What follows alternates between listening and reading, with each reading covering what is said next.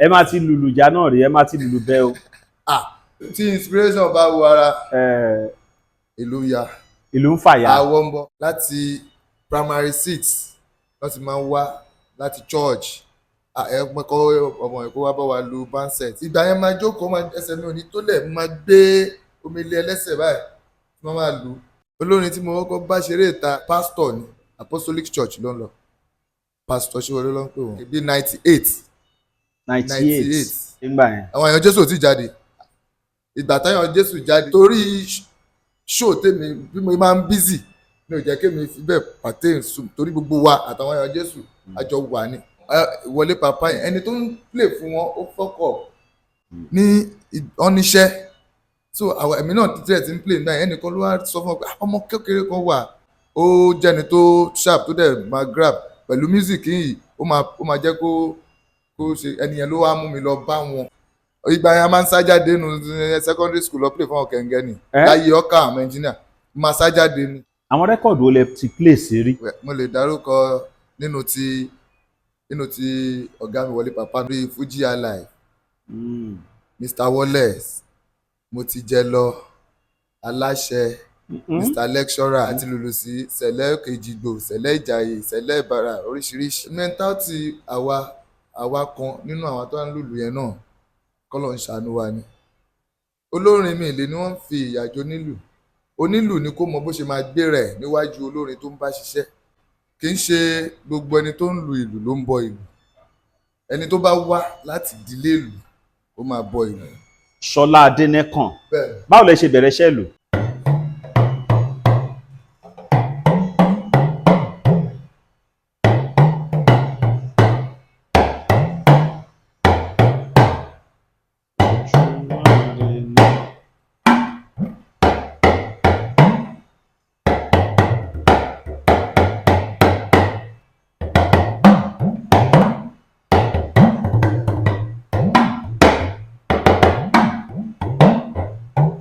Ẹ̀bùn tí Ọlọ́run fún oníkálukú ọ̀tọ̀ọ̀tọ̀ ni.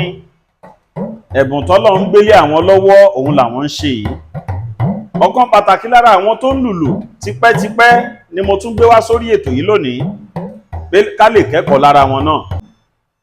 Ìlù àkọ́kọ́ tẹ́ ìlù yẹn kí lẹ fi lù? Ṣọlá. Ojúmọ́ ire ni o, ojúmọ́ ire ni, ilẹ̀ tó mọ́ mi lé ní o, ojúmọ́ ire ni, ọ̀nà ṣí ọ̀nà là. Ìlù kejì ńkọ́ kí lẹ fi yẹn lù? Wọ́n ní Olúṣọlá ọmọ Adénẹ́kàn, bàbá mo dúpẹ́ ètè mi tìrẹ jẹ́ káyọ̀ toróhun lọ́ba tó lè ṣe kẹ́gàn wa dògo. Mo bẹ̀rẹ̀ láti school láti kékeré láti primary 6 wọ́n ti máa wá gbé mi láti church ẹ̀pọ̀kọ́ ọmọ ẹ̀kọ́ wá bá wa lu bandset ẹ jẹ́ kó wá bá wa lu bandset àti wá jẹ́ ẹni tó jẹ́ ó bẹ̀rẹ̀ láti church ní All Saints Anglican Church ní Kọ́bítì. Láti bẹ̀ the Apostolic Church ní Ṣódẹkẹ́ bẹ́ẹ̀ náà ló wà. Tó bá ti ń ṣe program wọn wá CAC Ládédọ̀tun bẹ́ẹ̀ Redeem tó fi dé church tó wà ní ìsàlẹ̀ Ìgbẹ̀yìn. Ìgbà yẹn máa jókòó ẹsẹ̀ mi ò ní tó lẹ̀ máa gbé omi lé ẹlẹ́sẹ̀ báyìí tí wọ́n máa lù. Ṣé ẹ délé bá ni? No, mo kàn rí i pé mo ní talent yẹn. Because church ni wọ́n ti brought wa up church so a máa ń wà pẹ̀lú àwọn instrument oríṣiríṣi bíi drums, keyboard gbogbo nǹkan yẹn ó jẹ́ ká ní opportunity láti máa ṣe so bá ṣe ń ṣe tá à ń rí everyday so àwọn ń jẹ́ kí ara wa yọ̀ mọ́ a fi ń mọ̀ sí ìgbà tí máa wọ GS1 àwọn church kan hijack mi lé pé this boy I need ẹ kó máa gbé ọ̀dọ̀ wa okay ó lè ṣe nǹkan báyìí ó lè ṣe nǹkan báyìí church yẹn di Apostolic Church ní Ṣódẹkẹ́ ní church yẹn wà. Torí ẹ̀bùn olùtẹ́ nìyẹn. Torí ẹ̀bùn yẹn wọ́n fún mi ní room ní mission house lọ́dọ̀ workers àwọn tó ń ṣiṣẹ́ ń bẹ̀ so máa wà ní church tó bá ti ní program a la máa play mo lè play drums mo lè play keyboard mo lè play talking drum so from there ó tún yá wọn kàn wò pé yá ẹ má worry àwa máa rán lọ school so kò jẹ́ kí n fi ara sílé pẹ̀lú àwọn parents from there nínú àwọn tó jẹ́ òṣìṣẹ́ ní church yẹn tó jẹ́ bíi pásítọ̀ tó ń ṣe ń kọ́ bíi tó ń lọ school pásítọ̀ yẹn ìyẹn náà tún ó ní talent tó máa ń kọrin tó bá ti wá kọrin ó kàn mú bẹ̀rẹ̀ sí ní mú wa jáde nǹkankan èmi àtàwọn tájọ wà ń bẹ̀ ẹ lè ṣe nǹkan báyìí ẹ jẹ́ ká lọ bí kan fẹ́ ṣòkú nínú church òkú àgbàlagbà àwọn ọlọ́mọ gba gbogbo kinní yẹn wọ́n á gba speaker wọn á ní ó yá wọn kó wa lọ àtúbẹ̀rẹ̀ àṣẹ mọ́ra wọn láti bẹ̀ church kan náà AYF nísàlẹ̀ gbẹ̀yìn ó ti pẹ́ gan àwọn ẹ̀gbọ́n kan ti pẹ́ ń bẹ̀ wọn sáàmù yẹn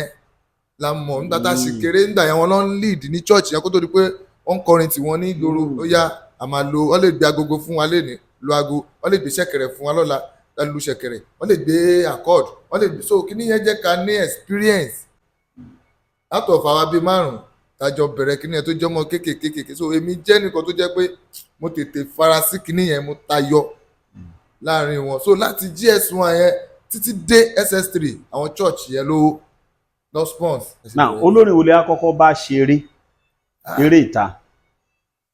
olórin tí mo kọ́kọ́ bá ṣeré ìta ó ti kú sí i kọ́lọ́n bá mi filẹ̀ ó jẹ́ pásítọ̀ ni pásítọ̀ Ṣíwọlé ní Apostolic Church ló ń lọ pásítọ̀ Ṣíwọlé ló ń pè wọ́n pásítọ̀ Ṣíwọlé ó máa ń kọrin gan ó máa ń ṣeré ìta gan ọ̀nà kọ́kọ́ tẹ̀lé lọ sí. ọdún wo nìyẹn. tí mo bẹ̀rẹ̀ bóyá bíi something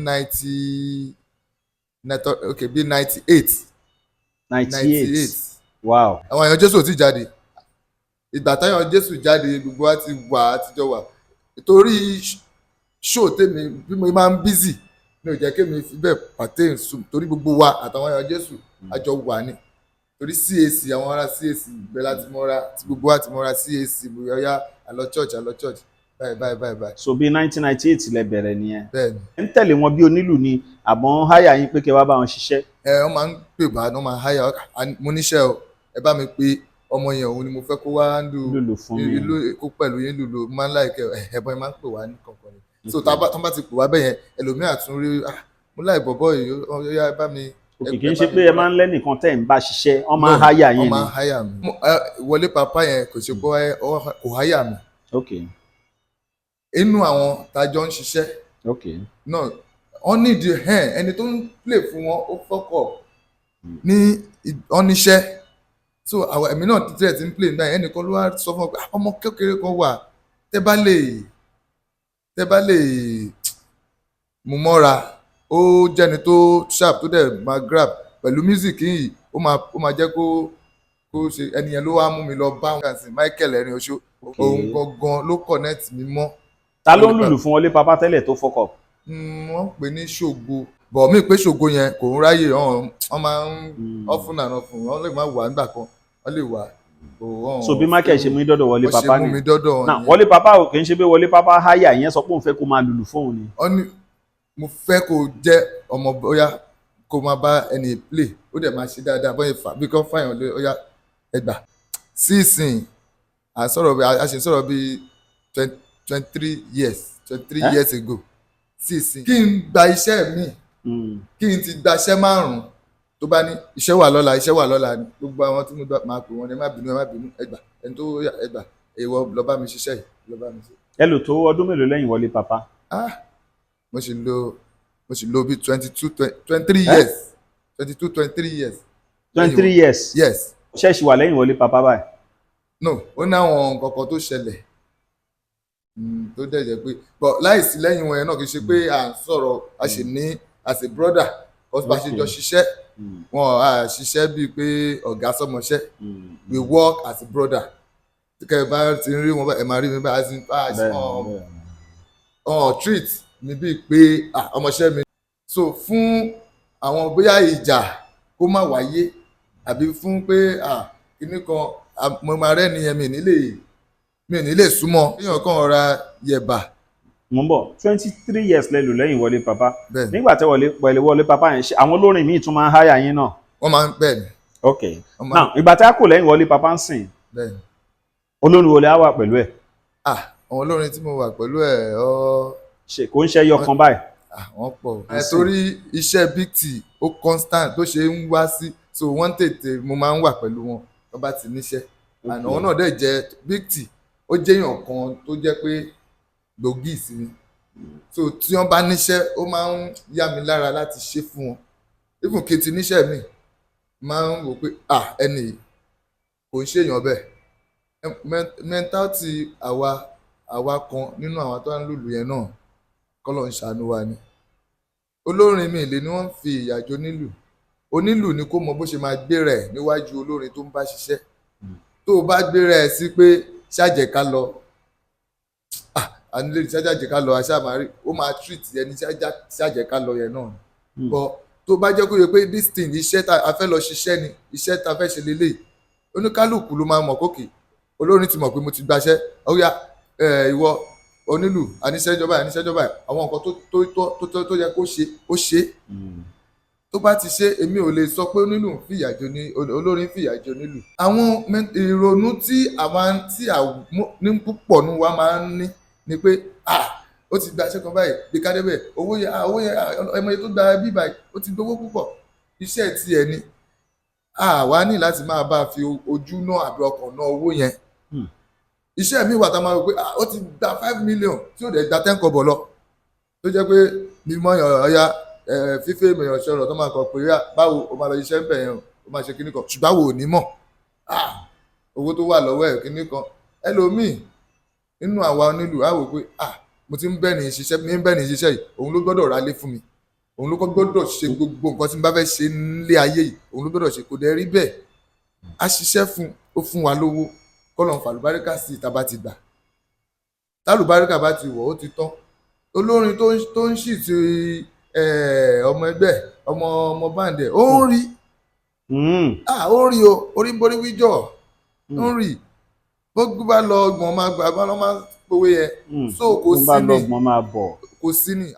Now àwọn rẹ́kọ̀dù olè ti play sí rí. Rẹ́kọ̀dù pọ̀ sá rẹ́kọ̀dù pọ̀ mo lè dárúkọ nínú ti ọ̀gá mi Wọlé Pàpá náà nítorí àìmọye tá a ti ṣe ti churches káàkiri látòrí Fuji Alive Mr Wallace mo ti jẹ lọ Aláṣẹ Mr Lecturer láti lùlù sí Sẹ̀lẹ̀ Kejìgbò Sẹ̀lẹ̀ Ìjàyè Sẹ̀lẹ̀ Ìbàrà oríṣiríṣi. Àwọn olùtẹ́ máa ń lù yẹn ẹ̀yin lẹ máa ń fọ̀ mẹ́ni àbáwọn ló máa ń sọ nǹkan tẹ́ máa lò fún. Àwọn la máa fọ̀ mọ́ ẹ̀.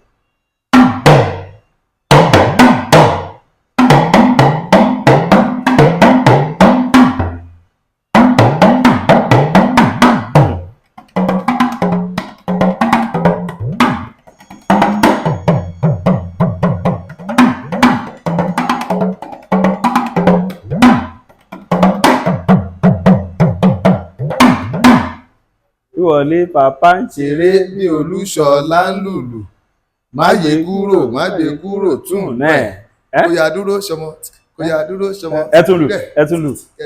Aula bitter tea ẹkùn akíkanjú tí ń wọ̀yá ìjà pẹ̀lú àwọn àìsàn bíi kíndìnrín èyí tó ní stone nínú kidney stone yóò mẹ́ẹ̀tì rẹ̀ tẹ́ẹ̀sì yámọ́ ìgbẹ́ dànù òun kan náà sì tún ní o ló ń ṣiṣẹ́ fún liver àìsàn jẹ̀dọ̀jẹ̀dọ̀ a tún máa ṣiṣẹ́ fún heart èèyàn ìṣòro àìlèmí sókè sódò dáadáa tó tún ṣiṣẹ́ fún ìfúnpá gíga high blood pressure bákan náà gbogbo ẹ̀yin tẹ́ bá ní ìṣòro ìsétọ̀ tá a mọ̀ sí prostate cancer gbogbo àwọn àìsàn tá a là kalẹ̀ yìí pátápátá ni yóò wo gbogbo ẹ̀sán gbogbo ẹ̀yin tẹ́ wà ní Manchester láti rí egbògi Aula bitter tea rà ẹ kàn sí wọn ní nọ́mbà 45 Middleton Garden Manchester M24 1AB tàbí kẹ́ ẹ pè sórí àwọn nọ́mbà tó wà lójú ìwòran yìí àti Nigerians nọ́mbà yìí pẹ̀lú egbògi Aula bitter tea ewé àtegbò pọ́nbélé wọ́n fi ṣe àgbékalẹ̀ rẹ̀ pẹ̀lúra lónìí kò jẹ́rìí sí ìmọ̀ ìjìnlẹ̀ tiwantiwa.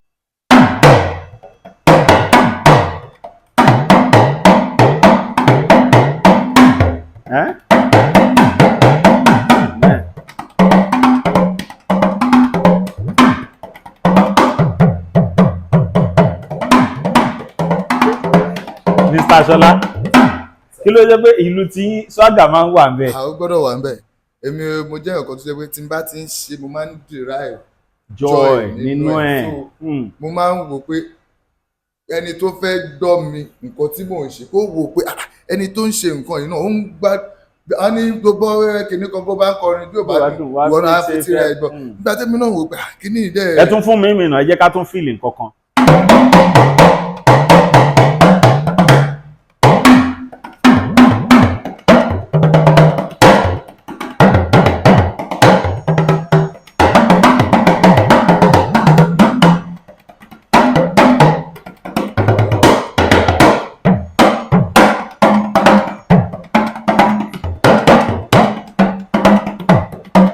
Èmi.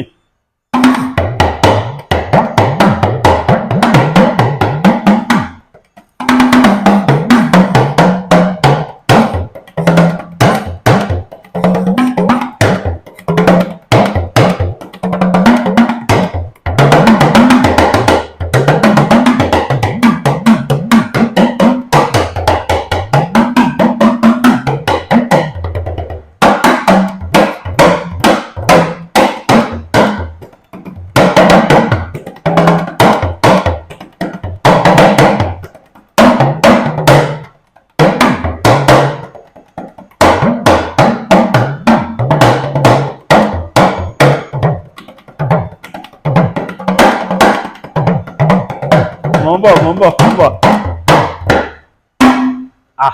Ẹ máa ti lùlù já náà rí, ẹ máa ti lùlù bẹ́ o. A máa lùlù fọyà gan. Ẹ́ À ń lùlù fọyà gan. ẹ ti lù. Tí inspiration bá wo ara, ìlú ya. Ìlú ń fàyà. Àwọ̀ ń bọ̀. Now, àwọ̀ máa bọ̀ sà. Àwọ̀ máa bọ̀. Àbọ̀.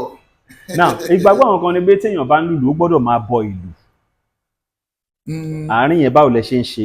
Ẹ ṣe kì í ṣe gbogbo ẹni tó ń lu ìlù ló ń bọ ìlù.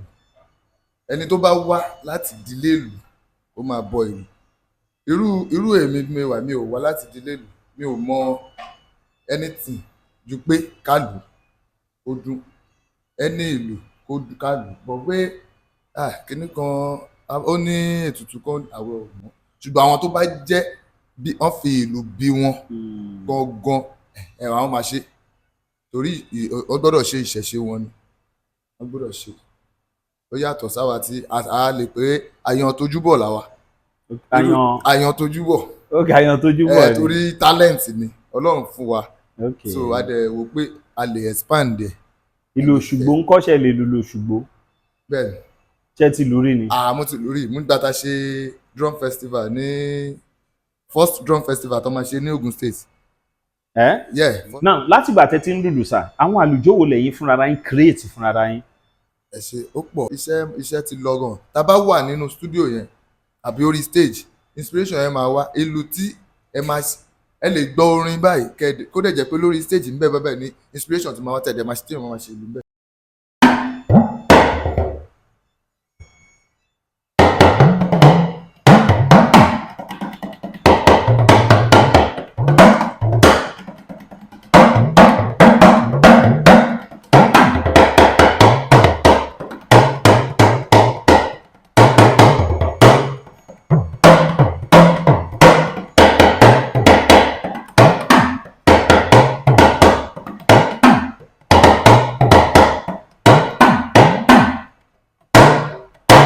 Kí ni ìlù yẹn sọ? Ó ní jálẹ̀ ọdẹ bẹ̀ ẹ̀rù bàbá ni mo gbọ́ mo gbà kájùpájùpá kálùlùlùlù bàbá ìlù bàbá wọn mo lù ni mo fi lùlù mọ́ ìlù bàbá ìlù sólà ìlù bàbá ìlù sólà ìlù bàbá ìlù sólà bàbá. A máa fi ń ṣe bóyá àwọn indigenous àbí mo kàn fẹ́ test fẹ́ ṣe kíní kan máa kọ́ fi ẹ̀. Náà ẹ ti máa fi lù fún yàn lóríkì náà. Bẹ́ẹ̀ni. Bí à ń wo. Oríṣiríṣi àti láti gbogbo àwọn dígbé mt bẹ́nu sí oríṣiríṣi àwọn bàbá slab gbogbo lóríṣiríṣi. Ó yẹ lùlù mt kí n gbọ́.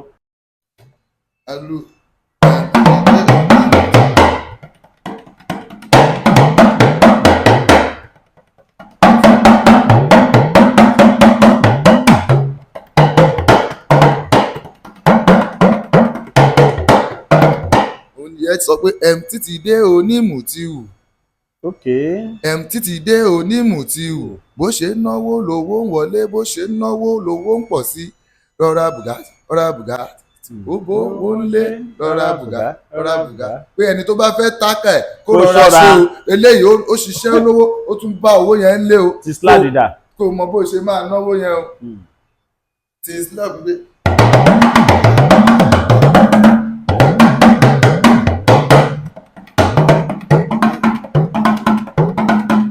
Ó jẹ́ pé ó dà pé àwọn nǹkan tó òwe tán láì ìrẹ́ la rí bá wí ìrẹ́ la rí bá wí ìrẹ́ la rí bá wí ìrẹ́ tó fàyà wọn tó gbà ya wọn ìrẹ́ tó fẹ́ aya wọn tó gbà ìyá wọn ìrẹ́ la rí bá wí ìwọ ni àríbáwí àríbáwí àríbáwí tó jẹ́ lù yẹn tó bá ti gbọ́lù yẹn tó bá ti yọ tí ọba máa kọrin yẹn tó bá lù yẹn inú wọn máa ń dùn pé this is my number tẹ́mi tí náà bá yọ ọ ní nọ́mbà ẹ̀ tẹ́mi tó bá yọ tẹ́mi bá tí ì fún wọn a máa wò pé ṣé kò sí bẹ́ẹ̀ ni bọ́ tó bá ti kọrin yẹn àbí kó tó kọrin yẹn tẹ́mi ti ju ìlú yẹn pé ẹni ló ti yọ yìí o ọ̀gá náà máa wò pé ó dà pé ó ti láwọn tiẹ̀ àwọn tiẹ̀ aláyé kan ti wà bí akéyè ó ti wà bí ajẹ́kọ̀ ẹni yẹn náà. náà àwọn ọba tẹ́ bẹ̀rẹ̀ yẹn àwọn ìlú kan wà tó jẹ́ bí ìlú ṣàjẹ tá gbogbo ayé máa ń lù ńgbà yẹn.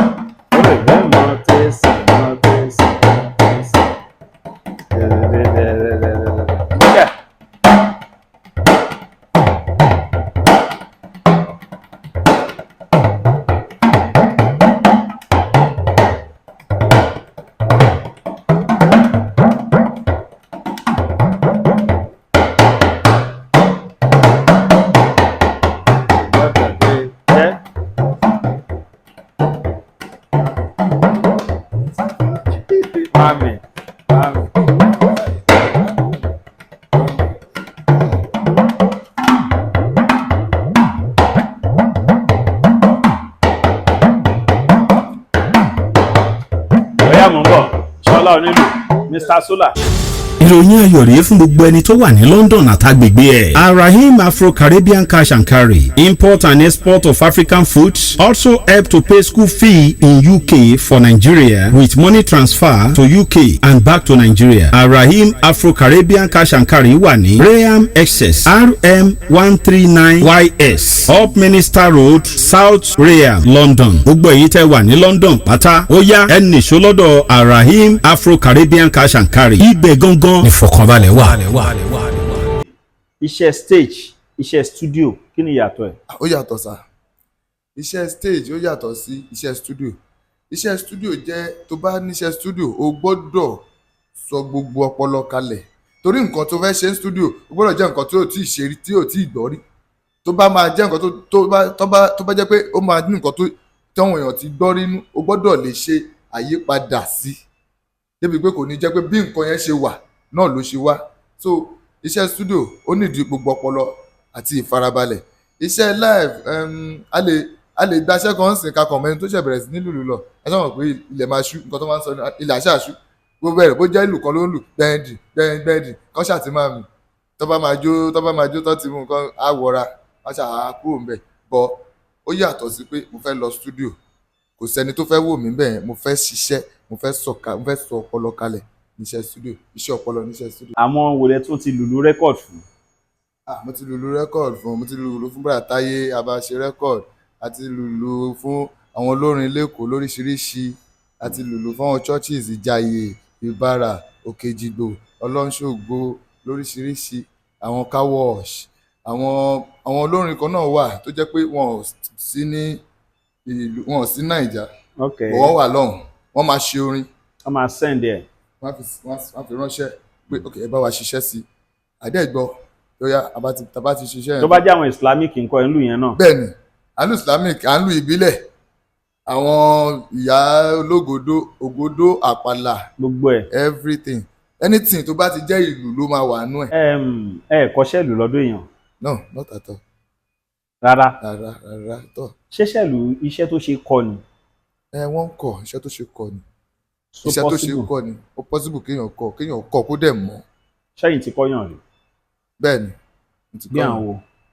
mo ti kọ́yàn rí mo ti kọ́ àwọn ọmọ ní àwọn boys kan tó jẹ́ pé ọ̀dà táwọn máa kúrò ní church ọ̀dọ̀ wa ni wọ́n ń gbé tí a fi kọ́ wọn wà lẹ́kọ̀ọ́ pé àwọn mo sì náwọn ọmọ kan náà bíi Sammy Stick kúnlẹ̀ Stick àwọn yẹn náà wọ́n ń play fún olórí káàkiri látòrí drums akọni talking drum ọwọ́ dúró drums ó mọ̀ lù dáadáa oríṣiríṣi tó dẹ̀ pé wọ́n ń ṣe dáadáa ní churches káàkiri ní ẹ̀yìn àwọn olórin tẹ́ ẹ̀ máa wò even ká má síbẹ̀ tẹ́ bá ti rí mi tó bá ti ń lùlù bẹ́ẹ̀ wọ́n pọ̀ lóríṣiríṣi a máa gbé eléyìí ọmọ sólà ni o ìní máa gbé fóònù máa pè wá mo rọ́mọ kan mi báyìí tó ń play sí kíní kan báyìí lórúkọ ẹ̀ máa rí àwọn ọmọ mi tó ṣọ̀tà mo ṣáà rí pé n tó ń gbé ń play yìí àfi bíi pé wọ́n ló wà níbo ní àfi sùúrù àfi sùúrù. ṣe é play fún Pàṣórí. àtijọ́ play papọ̀ kí n ká máa play lórí stage kan wà níbẹ̀ kájọ ṣe show papọ̀ kọ́ gba máì kọ́ kọrin kí n play fún wọn. ok Òṣùpá ńkọ́. Òṣùpá bẹ́ẹ̀ náà same thing náà orí stage kan ti pa wá pọ̀ tàtijọ́ play tó jẹ́ wọ́n máa gba mic wọ́n máa kọrin. Alhaji Sheffield náà Alhaji Sheffield mo ti play sórí stage tó máa wá sórí stage àjọ máa play dáadáa. Aláyọ̀ ńkọ́. Aláyọ̀ náà bẹ́ẹ̀ ni ti play lórí. Sami B ńkọ́. Sami B mo ti play fún wọn náà rí. Lost Kẹ̀ǹgẹ́ ńkọ́. The Lost ìgbà yẹn a máa ń sájáde nù secondary school lọ play fún àwọn Kẹ̀ǹgẹ́ ni láyé ọkà àwọn engineer máa sájáde ni kò yìí sí fóònù náà bá ti yọjú lójú window tó bá ti wíṣù báyìí mo ti gbọ́ ojú window láti wọ́n ti mọ̀ mí school ó ti lọ nìyẹn. àyàn àtúbọ̀ gbẹ̀yìn lágbára Ọlọ́run náà àwọn èèyàn lè fẹ́ pè yín sí táwọn kan bá sì pè yín sí pé kẹ́ wá play fáwọn ẹ̀ṣẹ̀ ìṣe náà. bẹ́ẹ̀ni bóyá àwọn kan fẹ́ ṣe rẹ́kọ̀dù wọ́n ṣẹ̀ fẹ́ ṣe rẹ́kọ̀dù. kò sí iṣẹ́ tí mo gbà náà nìyẹn iṣẹ́ tí mo máa ṣe. bẹ́ẹ̀ni. ok now kádìbà àwọn kan fẹ́ pè yín káàkiri àgbáyé fún iṣẹ́ bóyá ṣe studio àbí anything tó ní ṣe pẹ̀lú lù ẹ fáwọn èèyàn ní tẹlifóònù nọ́mbà yín ṣé ẹ máa ń tà lù. bẹ́ẹ̀ni. ẹ tún ń tà. à ń ta ìlú bẹ́ẹ̀ni. ẹ̀yin gangan. bẹ́ẹ̀ni ìlú omele everything. bólẹ̀ tí ń tà. à ń tà ní tẹ́bádé abúlọ́lọ́nì wà lábúlọ́lọ́nì. ok nínú tọwọ́ yín kí ló ń pe orúkọ ilé. gángan lélẹ̀ ìpàlà gángan ìpàlà lélẹ̀ so ó ní kékeré ó nómele ó ní yáàlù ó ní bàtà lóríṣiríṣi ó ṣe wà ní. báwọn èèyàn bá fẹ́ ràlù náà ẹ mọ̀ pé wọ́n máa ń sọ pé káwọn kan fìlù ṣọpẹ́. bẹ́ẹ̀ni. ẹ fún àyàn ní tẹlifóònù nọ́mbà yín. ok 081 31 922 633. lẹ́ẹ̀kan sí i. 081 31 922 633. ẹ tún fún mi lálùjọ kan ká máa yọ̀ǹda yín.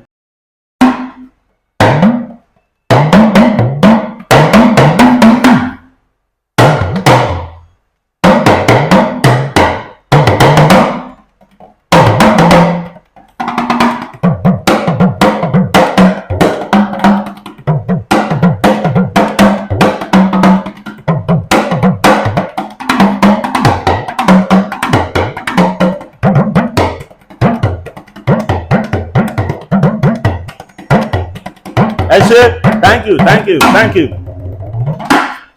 ọmọ iṣẹ́ ti gbọ́ nípa orin tí ó wà ń gbòòrò nísìn àfínní mi kò dìgbà tí n bá ṣe ń júwe ara mi ẹ̀rín tèmi náà ti dá mi mọ̀ Mọ̀súrù Jàyégbè mi lórúkọ mi o orin tí mò ń bá yín sọ̀rọ̀ ẹ̀ ní orin Àlàní Nightingale òun ni gbogbo ayé dẹ̀ ń jó sínsìn o tó ń sọ̀dí wùkẹ́wùkẹ́ sí ẹ ń béèrè pé bọ́lẹ̀ ti fẹ́ rí kó lè ẹ lọ sórí YouTube Àlàní Nightingale kẹ lọ wò ó ń bẹ̀ ẹ bá ti tẹ̀ ẹ máa gbádùn ẹ̀ ni gbogbo oríṣiríṣi orin wọn òun ló wà ń bẹ̀ Àlàní Nightingale ẹ wò ẹ má jẹ́ kí n parọ́ fún yín bẹ́ẹ̀ bá tí ìgbórin ẹ̀ ń tanra ẹ̀ jẹ ni ẹ subscribe sórí YouTube Àlàní Nightingale Instagram Facebook ẹ like ẹ comment Àlàní Nightingale orin wọn ló wà ń gbòòrò nísìnyí o ẹ má bá wa gbọ́.